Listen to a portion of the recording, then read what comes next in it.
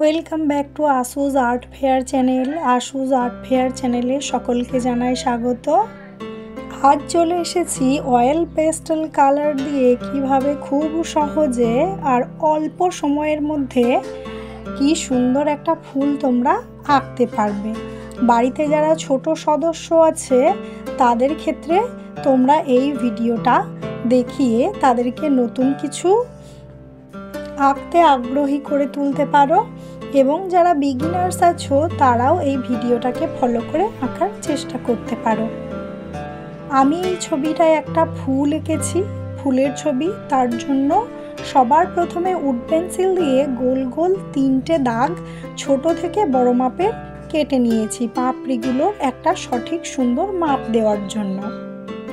মনে রাখতে হবে এখানে যেহেতু প্রতিটি ফুলের পাপড়ি সমান হয় না, তাই আমরা এখানে একটু এবড়ো খেবড়ো স্টাইলের পাপড়িগুলোর একটা আকার দেব যাতে দেখতে আরও বেশি সুন্দর লাগে। তো চলো, ডায়াগ্রামটা আঁকা হয়ে যাওয়ার পর আমি এখানে কালার কম্বিনেশনের মধ্যে প্রথমেই নিয়েছি নীল কালার, যেটা একদম ডিপ ব্লু। নীল কালারটা দিয়ে ফুলের পাপড়ির অগ্র অংশটাকে হালকা হালকা করে রং করে নিয়েছি, পুরোটা রং এখন করব না।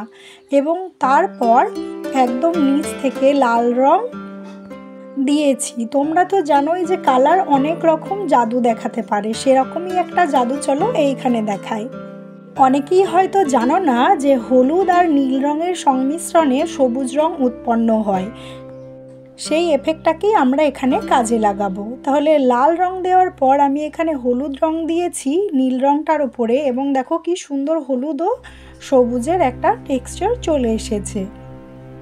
এবার লাইনগুলোকে আর একটু স্পষ্ট করে নেব নীল রঙেরই আর একটা রং দিয়ে, শেডিং যেটা হবে সেটার মাধ্যমে। যে অংশগুলো সাদা রেখেছিলাম সেটা আকাশি রং দিয়ে পূর্ণ করে নেব। এরপর তোমরা চাইলে কাঁচি বা রঙের সাথে একটা বস্তু দেওয়া থাকে সেটাকেও ব্যবহার করতে পারো। আমার কাছে দুটোর কোনোটাই ছিল না, তাই আমি এখানে একটা তুলি ব্যবহার করেছি। তুলির পিছন দিকের অংশটা নিয়ে আমি ছোট্ট ছোট্ট দাগ দিয়ে ফুলটার পাপড়িতে ভাঁজ দেখানোর চেষ্টা করেছি, যেটা দেখো এখানে খুব সুন্দরভাবে ফুটে উঠেছে।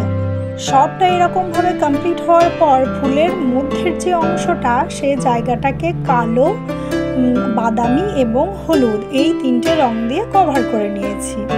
তারপরে এলো ফুলের পাপড়িগুলোর তো নির্দিষ্ট একটা আকৃতি বোঝাতে কালো রং দিয়ে একদম আউটলাইন টেনে দিয়েছি। তারপর নেভি ব্লু দিয়ে আবার কালো রংটার উপরে হালকা হালকা করে ঘষে নিয়েছি, যাতে কোনো জায়গায় যদি ফাঁকা থেকে যায় সেটা যাতে কভার হয়ে যায়।